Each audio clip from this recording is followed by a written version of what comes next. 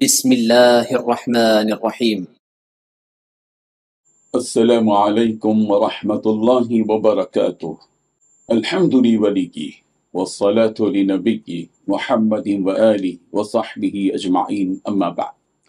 حاضرین و ناظرین، یہ درس نمبر 2330 ہے اور آج 2330 درس کو ہم شروع کرتے ہیں اور یہ بتاتے ہیں کہ سورۃ الغاشیہ کی 4 آیتوں کی تلاوت آج کی جائے گی۔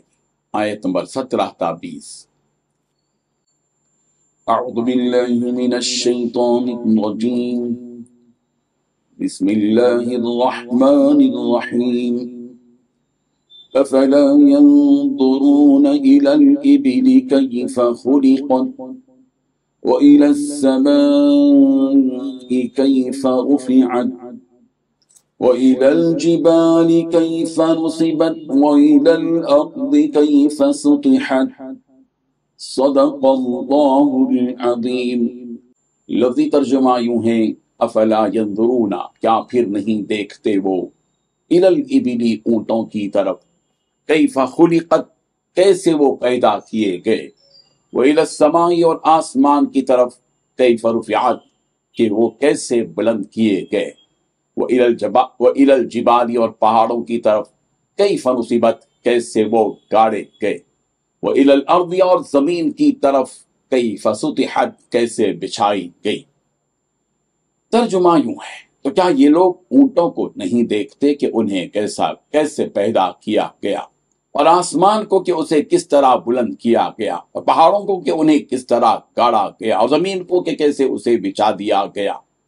ان 4 آیتوں میں 4 باتیں بیان کی گئی ہیں۔ پہلی بات، کیا یہ لوگ اونٹوں کو نہیں دیکھتے کہ انہیں کیسے پیدا کیا گیا۔ دوسری بات، آسمان کو نہیں دیکھتے کہ اسے کیسے بلند کیا گیا۔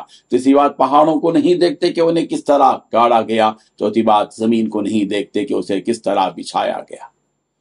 بزرگان محترم، اللہ تعالیٰ اپنے نافرمان اور مشرک بندوں کو اپنی قدرت کے مناظر کی نشاندہی کر رہے ہیں اور اس کائنات کی بنائی ہوئی ہر چیز پر غور و فکر کرنے کی ترغیب دے رہے ہیں، تاکہ انہیں رب عز و جلال کی قدرت اور اس کی حقانیت کا پتہ چل جائے، اور انہیں یہ بھی بات معلوم ہو جائے کہ ایسی عظیم قدرت والے رب کو اس کائنات کو بنانے اور چلانے میں کسی شریک کی کوئی ضرورت نہیں ہے۔ وہ اکیلا اور تنہا اس کام کو انجام دے سکتا ہے اور دے رہا ہے اور دے گا۔ چنانچہ فرمایا کہ یہ مشرکین جو اپنے حقیقی رب کے ساتھ اوروں کو شریک مانتے ہیں، کیا انہوں نے اس اونٹ کو جس پر یہ لوگ سفر کرتے ہیں نہیں دیکھا کہ اسے کس طرح پیدا کیا گیا ہے؟ یعنی اس ایک اونٹ میں اللہ تعالیٰ نے کیا کیا خاصیتیں پیدا کی ہیں۔ اگر یہ لوگ اسے ہی جان جاتے تو پھر اللہ تعالیٰ کے ساتھ کبھی شرک و کفر نہ کرتے۔ یہاں اللہ تبارک و تعالیٰ نے اونٹ کی خلقت اور اس کی پیدائش میں غور و فکر کرنے کا حکم اس لیے دیا کہ عرب کی سواری وہی ہوا کرتی تھی، کیونکہ وہی ایسا جانور ہے جو ریتیلی صحرا میں، ریتیلی سرزمین میں بغیر کسی چارے اور پانی کے کئی دن تک چل سکتا ہے۔ اسی لیے اونٹ کو سفینۃ الصحرا کہا جاتا ہے، یعنی کشتی صحرا کی۔ اور اس لیے بھی اللہ تبارک و تعالیٰ نے اونٹ کی پیدائش میں غور و فکر کرنے کا حکم فرمایا کہ اس کی تخلیق اور اس کی خصوصیت دوسرے کسی جانور میں پائی ہی نہیں جاتی۔ مثلا اونٹ کی کوہان نما ہڈی جو پیٹ پر ہوتی ہے، اس میں وہ ایک سیال مادہ جمع کر کے رکھتا ہے جو ضرورت کے وقت میں غذا نہ ملنے پر بطور غذا اور طاقت کا استعمال کرتا ہے۔ اسی طرح وہ اپنی پیٹھ میں اپنے حجم کے تیسرے حصے تک پانی جمع کر کے رکھ سکتا ہے، جسے وہ سخت پیاس کے وقت میں استعمال کرتا ہے، اور بغیر پانی کے سخت گرمی میں بھی 3 سے 6 دن تک بآسانی رہ سکتا ہے وغیرہ۔ اس کے علاوہ بھی اور خصوصیات ہیں جو اسے دیگر جانوروں سے ممتاز کرتی ہیں۔ اس کے بعد اللہ تبارک و تعالیٰ نے آسمان پر غور و فکر کرنے اور اس کی بلندی پر نظر ڈالنے کو کہا کہ کیسے دیکھو، وَإِلَى السَّمَاءِ كَيْفَ رُفِعَتْ، یہ جو آسمان تم دیکھ رہے ہو وہ تمہیں اپنے اوپر ہی نظر آتا ہے، لیکن تم اس آسمان کی بلندی تک بآسانی پہنچ نہیں سکتے۔ اس کے علاوہ بھی اس آسمان میں مختلف چیزیں ہیں، جیسے چاند، سورج، ستارے، سیارے، بادل وغیرہ، جن کے ذریعے اللہ تبارک و تعالیٰ نے آسمان کو مزین کیا۔ یہ فرمایا افلم ينظروا الى السماء فوقهم كيف بنيناها وزيناها وما لها من فروج، کیا ان لوگوں نے اپنے اوپر اس آسمان کو نہیں دیکھا کہ کیسے ہم نے اسے بنایا اور کیسے اسے زینت بخشی؟ اس بلند و بالا آسمان میں کسی قسم کا کوئی شگاف سوراخ بھی نہیں ہے۔ سورہ قاف آیت نمبر 6۔ اتنے وسیع و بلند اور خوبصورت آسمان کی پیدائش کسی اور نے نہیں، اسی رب ذوالجلال نے کی ہے جس کی عبادت کا تمہیں حکم دیا جا رہا ہے۔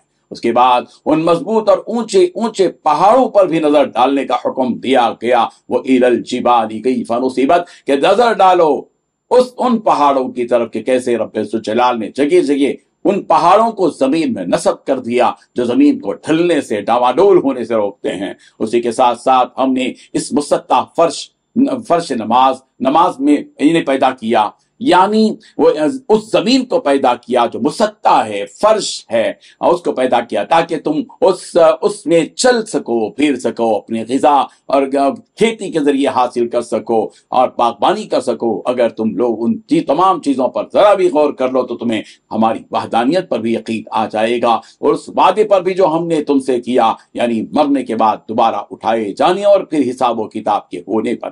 رب ذوالجلال ہم سب کو ان آیات کو دیکھنے کی، پڑھنے کی، سننے کی، سمجھنے کی، غور و فکر کرنے کی اور وحدانیت کے اس حقیقت کو سمجھنے کی توفیق عطا فرمائے، آمین۔ وآخر دعوانا ان الحمدللہ رب العالمین۔